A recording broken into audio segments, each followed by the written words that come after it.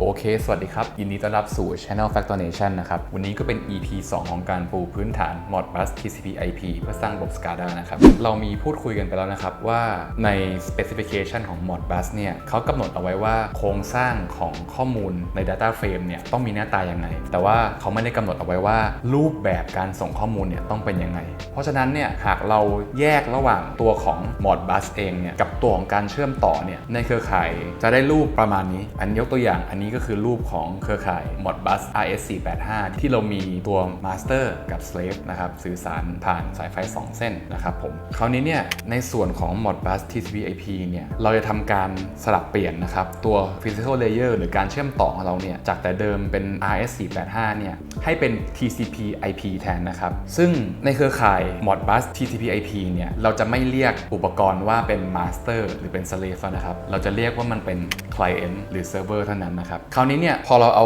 คุณสมบัติ2เครือข่ายเนี่ยมาเปรียบเทียบกันเนี่ยเราจะสามารถบ่งบอกข้อแตกต่างมันได้ประมาณนี้ครับ1นะครับในเครือข่ายของ Modbus RS485 เนี่ยจะมีได้แค่1 Master เท่านั้นแต่ว่าตัว Modbus TCP/IP เนี่ยจะมีกี่ Client ก็ได้แปลว่าผมจะมีคอมพิวเตอร์1เครื่อง HMI 2เครื่องอะไรแบบนี้ก็ทำได้นะครับในส่วนของรูปแบบการส่งข้อความในตัว Modbus RS485 เราเรียนกันมาแล้วนะครับว่ามันส่งเป็นไซเคิลที่เราเรียกกันว่า request response cycle หรือว่า query response cycle นะครับแต่ในตัว Modbus TCP/IP เนี่ยข้อความเนี่ยสามารถส่งพร้อมๆกันในเครือข่ายได้นะครับส่วนในเรื่องของการกำหนด master client slave server เนี่ยครับในตัว Modbus RS485 เนี่ยอุปกรณ์ในเครือข่ายเราจะเป็นต้องเลือกให้มันเป็น master slave เท่านั้นแต่ในตัวของเครือข่าย Modbus TCP/IP เนี่ยอุปกรณ์เนี่ยสามารถทำหน้าที่เป็น client เป็น server หรือทำหน้าที่ทั้ง2อย่างคือเป็น client server ก็ได้นะครับคราวนี้เนี่ยพอเจ้าตัว Modbus RS485 มันมีคุณสมบัติอย่างที่ว่าเนี่ยนะครับมันก็ทำให้เราสามารถพัฒนาจากเครือข่ายที่มีหน้าตาแบบนี้มี Master กับ Slave กลายเป็นเครือข่ายที่มีหน้าตาแบบนี้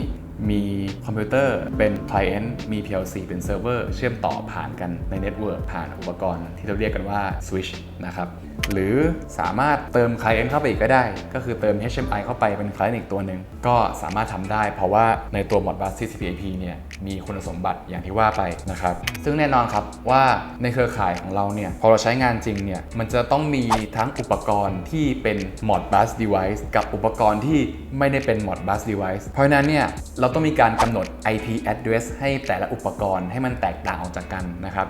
คล้ายๆกับในตัว Modbus RS485 เนี่ยเราก็มีการกำหนด Unit ID สำหรับ Master สำหรับ Slave แต่ละตัวถูกต้องไหมครับอันนี้ก็เช่นกันครับก็ต้องมีการกำหนด ID ในบางอย่างที่ทำให้มันแตกต่างออกจากกันนะครับทั้งตัวอุปกรณ์ที่รับรอง Modbus แล้วก็ทั้งอุปกรณ์ที่ไม่รับรอง Modbus นะครับแล้วก่อนที่เราจะไปกันต่อนะครับอยากจะมาทบทวนเรื่อง IP address ให้ทุกท่านฟังนิดนึงนะครับก็คือใน IPv4 address เนี่ยนะครับเราคงคุ้นเคยกับ IP address ที่มีหน้าตาประมาณนี้นะครับ 192.168.1 หรือว่าจุดอะไรก็แล้วแต่หากเราเอาข้อมูลตรงนี้มาแตกออกเป็นเลขฐาน 2เราจะได้ตัวเลข 0101 แบบนี้ยาวไปทั้งหมด32หลักนะครับหรือ32บิตซึ่งในแต่ละชุด8บิตเนี่ยครับเราจะเรียกมันว่า1 octet ถามว่าทำไมต้องสนใจตรงนี้ด้วยนะครับก็เพราะว่าในตัวเครือข่ายของเราเนี่ยครับเราต้องมีการกำหนดข้อมูลใน IP address ว่าส่วนไหนเป็น network ID ส่วนไหนเป็น host ID นะครับซึ่ง network ID เนี่ยก็คือ ID ของเครือข่ายของเราทุกตัวที่อยู่ในเครือข่ายต้องมี network ID เดียวกันส่วน host ID เนี่ยเป็น ID ที่แตกต่างออกจากกันของแต่ละอุปกรณ์นะครับเพราะฉะนั้นเนี่ยหากเราเอาตัว subnet mask มาทำเป็นเลขฐาน 2 นะครับอย่างเช่น 255.255.255.0 มาแปลงเป็นเลขฐาน 2 เนี่ยมันจะได้เป็น 1 ทั้งหมดสำหรับ3 octet แรกแล้วก็ 0 ทั้งหมดสำหรับ octet สุดท้ายซึ่งตัวที่เป็น 1 เนี่ยครับเป็นการกำหนด network ID ส่วนตัวที่เป็น 0 เนี่ยเป็นการกำหนด host ID นะครับเพราะฉะนั้นเนี่ยก่อนที่เราจะไป config อะไรกันเนี่ยก็อยากให้ทุกท่านแยกแยะให้ออกว่าดู subnet mask ยังไงอะไรเป็น network ID อะไรเป็น host ID พอเข้าใจตรงนี้เสร็จแล้วสิ่งที่เราต้องทำความเข้าใจต่อนะครับก็คือเรื่องของ port number เมื่อกี้เราพูดกันไปแล้วว่า IP address เนี่ยคือที่อยู่ของอุปกรณ์ในเครือข่ายของเราส่วน port เนี่ยครับคือที่อยู่ของ service หรือ application ของอุปกรณ์นั้นๆยกตัวอย่างเช่น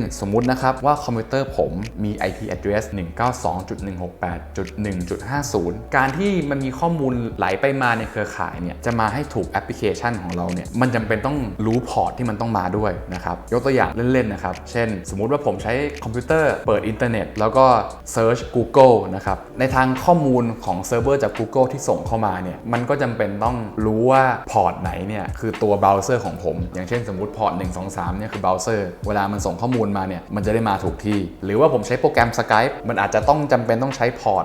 443ในการเป็นช่องเปิดรับส่งข้อมูลระหว่างตัวคอมพิวเตอร์กับผมกับตัวเซิร์ฟเวอร์ของ Time Skype ในตัว Modbus เองก็เช่นกันครับในตัว Modbus เนี่ยมันก็ต้องมีพอร์ตที่เราต้องทำการเปิดเพื่อให้สามารถส่งข้อมูลเนี่ยออกไปได้แล้วก็รับข้อมูลกลับมาได้นะครับซึ่งส่วนมากเนี่ยครับตัว default port ของการสื่อสารด้วยภาษา Modbus เนี่ยในเครือข่าย TCP/IP มันจะใช้พอร์ต502กันเพราะฉะนั้นเนี่ยรูปของเครือข่ายเราเนี่ยก็จะมีหน้าตาประมาณนี้ในตัวทั้ง Modbus Client ของเราแล้วก็ Modbus Server ของเราเนี่ยเดี๋ยวเรารู้แล้วว่าหลังจากเรากำหนด IP ให้มันเนี่ยการสื่อสารเนี่ยต้องทำผ่านพอร์ต502ก็เดี๋ยวใน EP นี้เราขอจบเพียงเท่านี้ก่อนนะครับสำหรับ EP หน้าเราจะมาเริ่มทำการแกะกล่องอุปกรณ์แล้วก็ทำการ config IP และพอร์ตของอุปกรณ์ในเครือข่าย Modbus TCP/IP ของเรานะครับเดี๋ยววันนี้ขอลาไปก่อนนะครับหากท่านชอบซีรีส์แบบนี้ฝากกดไลค์แชร์ Subscribe เป็นกำลังใจกับทางทีมงานด้วยนะครับสวัสดีครับ